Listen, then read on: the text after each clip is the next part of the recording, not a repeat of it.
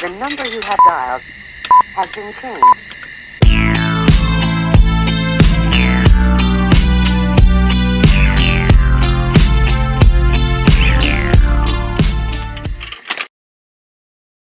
Berikut ini adalah hasil praktikum dari pemantulan cahaya. Untuk pemantulan cahaya, semuanya itu medium satunya menggunakan udara. Untuk percobaan pertama dengan medium kedua air, indeks bias 1,33, sudut datang 15 derajat, sudut pantul yang didapatkan adalah 15 derajat. Lalu untuk percobaan kedua dengan medium kaca, indeks bias 1,5, sudut datang 30 derajat, maka sudut pantul yang dihasilkan adalah 30 derajat. Dan untuk percobaan ketiga dengan medium minyak goreng, indeks bias 1,47, sudut datang 45 derajat, maka sudut pantul yang dihasilkan adalah 45 derajat. Untuk percobaan keempat dengan medium air, indeks bias 1,33, sudut datang 60 derajat, maka sudut pantul yang dihasilkan adalah 60 derajat.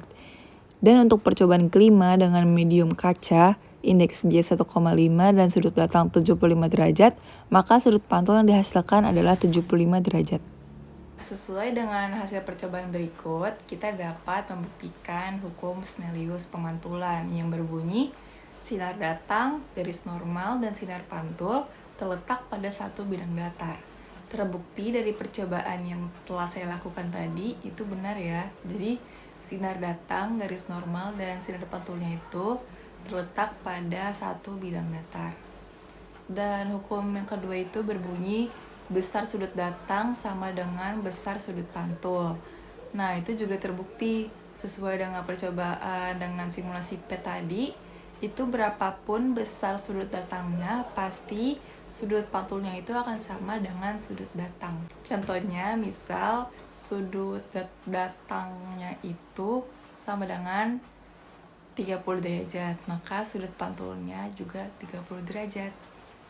Sebelumnya di sini saya juga akan membuktikan hukum Snellius pada pembiasan. Saya akan bacakan dulu hukumnya.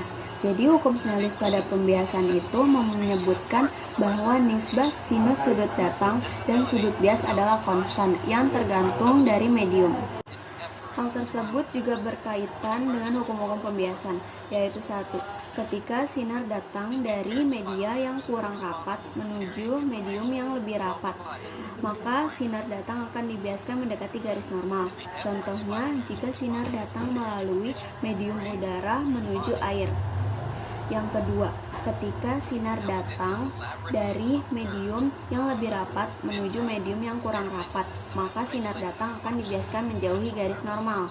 Contohnya, jika sinar datang dari medium air menuju udara. Nah, kalian bisa lihat sendiri di sini, jika media pertamanya itu udara, yaitu medium yang kurang rapat, dan media keduanya itu air yang lebih rapat dengan indeks masing-masing medium yaitu udara 1,00 dan air 1,33, maka hasilnya itu akan mendekati garis normal. Nih, kalian bisa lihat sendiri di situ kan mulainya itu 30 derajat. Nah, hasilnya itu adalah 22 derajat dan garis itu benar adanya mendekati garis normal. Begitu juga dengan poin nomor 2, sinar datang dari medium yang lebih rapat. Contohnya yaitu air ke media yang kurang rapat, contohnya kaca. Nah, kalian bisa lihat sendiri di hasil data nomor 4. Jika media pertamanya itu air, yaitu medium yang lebih rapat, dan media keduanya itu kaca yang kurang rapat dengan indeks masing-masing medium yaitu air 1,33 dan gelas 1,54, maka hasilnya itu akan menjauhi garis normal. Kalian bisa lihat sendiri di situ, kan mulainya itu 60 derajat. Nah, hasilnya itu adalah 50,4 derajat. Dan garis itu benar adanya, dia menjauhi garis normal. Oke, jadi setelah kita amati dan melakukan uji praktikum pembiasan pada cahaya ini, dapat disimpulkan bahwa 1. Ketika sinar datang melalui medium yang kurang rapat menuju medium yang lebih rapat, maka sinar datang akan dibiaskan mendekati garis normal. Yang kedua, jika sinar datang melalui medium yang lebih rapat menuju medium yang kurang rapat, maka sinar akan dibiaskan menjauhi garis normal. Jadi dari praktikum pembiasan pada prisma, saya akan membacakan hasilnya, yaitu pada percobaan 1 itu kan sudut datang satunya itu 45 derajat. lalu mendapatkan hasil sudut datang 2 dan sudut bias satunya itu kan sama, jadi mendapatkan hasil 30 derajat. Lalu sudut bias 2 nya yaitu 45 derajat. Dan untuk sudut pembias yaitu kan sudut segitiga prismanya, jadi untuk sudut pembias dari percobaan 1 sampai percobaan 5 itu sama semua, yaitu 60 derajat. Lalu mendapatkan sudut deviasi 15 derajat untuk percobaan 1. Dan percobaan keduanya yaitu sudut datang satunya 90 derajat, mendapatkan sudut datang 2 dan sudut bias satunya yaitu 60 derajat, dan sudut bias 2 nya itu 90 derajat. Untuk sudut deviasinya yaitu 90 derajat. Lalu percobaan ketiga yaitu sudut datang satunya 135 derajat, mendapatkan hasil sudut datang 2 dan sudut bias satunya 90 derajat, dan juga sudut bias 2 nya 135 derajat.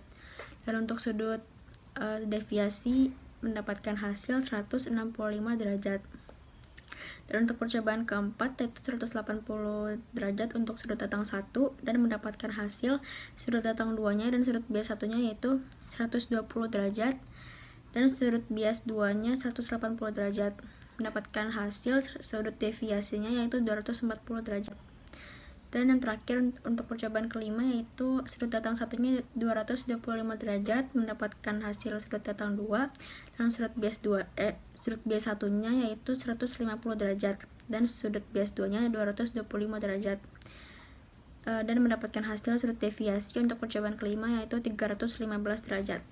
Jadi kesimpulan dari percobaan pembiasan pada prisma yaitu yang pertama adalah prisma adalah alat optik berupa benda bening yang terbuat dari bahan kaca atau gelas yang dibatasi oleh dua bidang permukaan yang membentuk sudut tertentu.